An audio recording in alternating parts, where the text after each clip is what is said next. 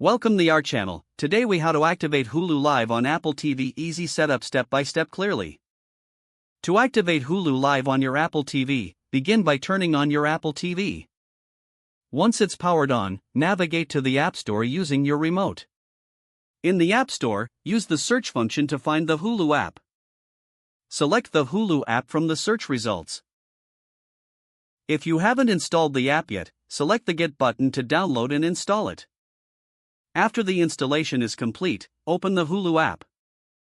On the welcome screen, you will see options to log in or start a free trial.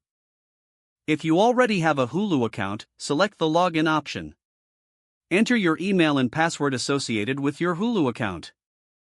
Once you have logged in, you will be prompted to activate your device. You will see a unique activation code displayed on your Apple TV screen. Now, take a web browser on your computer or mobile device and go to the Hulu activation page. Enter the activation code displayed on your Apple TV. Once you've entered the code, click the Activate button. Your Apple TV will refresh and automatically log you into your Hulu account. You can now browse and access Hulu Live content on your Apple TV. Enjoy watching your favorite shows and live TV. If the page does not load, refresh the browser or try again in a private or incognito window. Make sure you are using the correct email address, then retype it carefully to avoid small typos. If your password is not accepted, use the reset option and create a new strong password you can remember.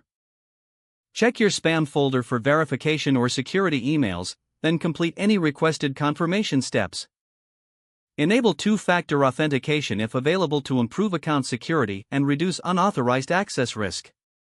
After signing in, review your profile details so your contact information and settings are accurate and current. If you see an error message, note it down and try again after restarting your device and internet connection.